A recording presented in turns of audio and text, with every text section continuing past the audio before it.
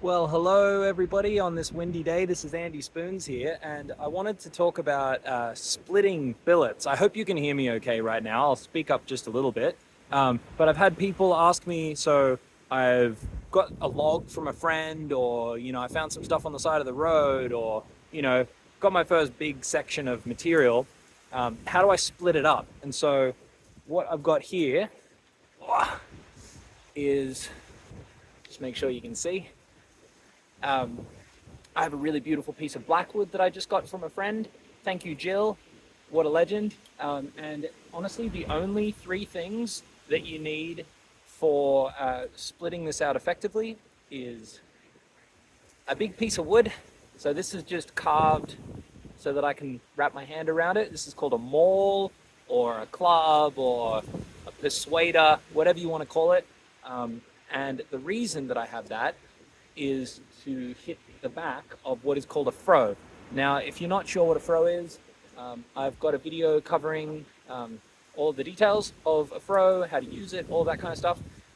But just a froe and a maul, obviously your wood, and then a pencil.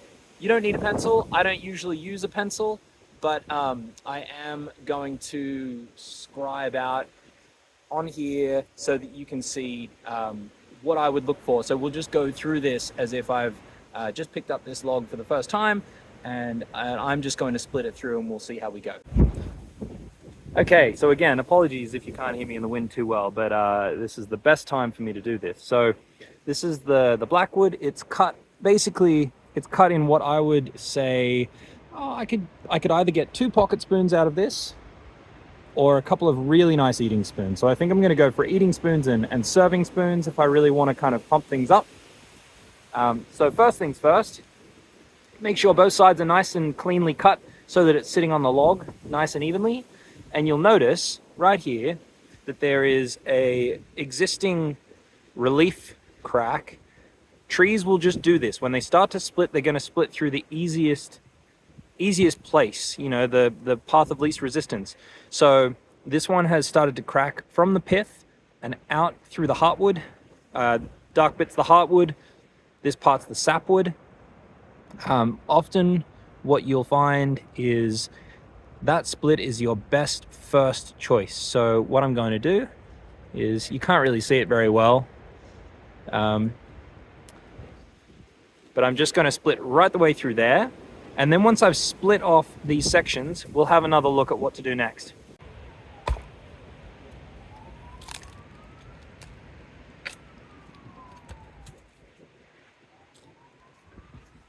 Okay, so that split really beautifully. There are a couple of spots that I'm going to pay attention to. I can see the remnants of what is probably a knot coming from somewhere in here. You always want to check, try and avoid knots where you can, any occlusions and things like that, because they will just make your life so much more difficult.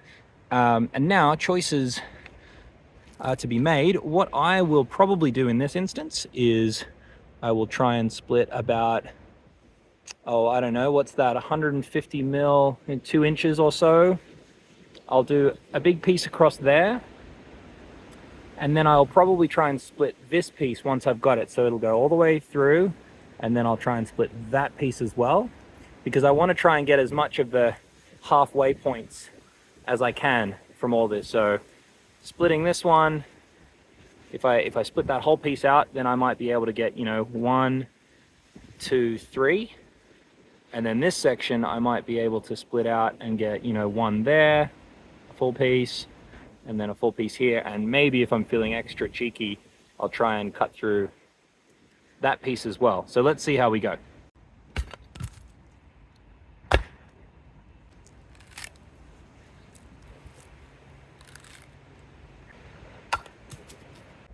Okay, I'm gonna let this go and we'll see what happens, if it's gonna fall over. No, there we go. Okay, so here's a good example of really nicely split. It's all really straight grained. I decided to just get 2 out of either side because I want to make sure that I've got nice size spoon bowls. And there's a couple of just sapwood ones here, which, it's nice to carve as well, nice to mix things up. But you can see that I've tried to allocate as much kind of dual coloring as I can on these, and this way I can get that basically in all of them except for those other two. So there you go. That is a split out log of blackwood ready in billet form and ready to get axed into blanks.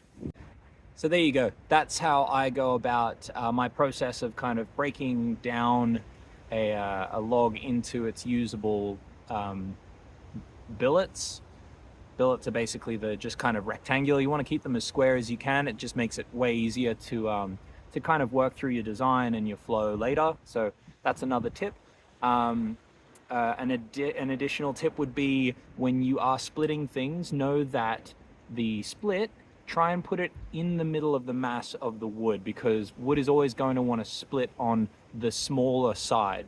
You can use that to your advantage as well. So, you know, if you wanted to make sure that you had as much of the heartwood and sapwood split, you know, you could put it on a position where you know that you're going to split away the smaller of those sections. But if you want to make sure you're getting a clean split and using the wood grain to help you keep a split even, try and find that middle point in the wood, and it will really, really help you out.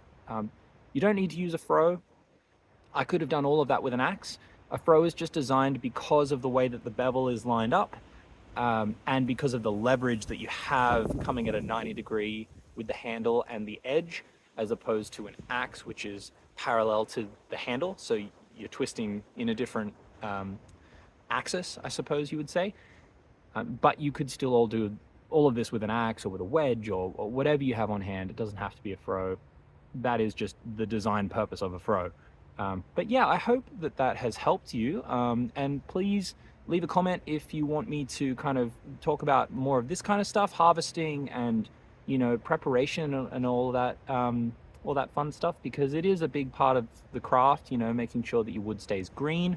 I carve green wood, so I need to make sure the moisture content is high because I use hand tools and I don't sand or anything like that. It's all knife finished.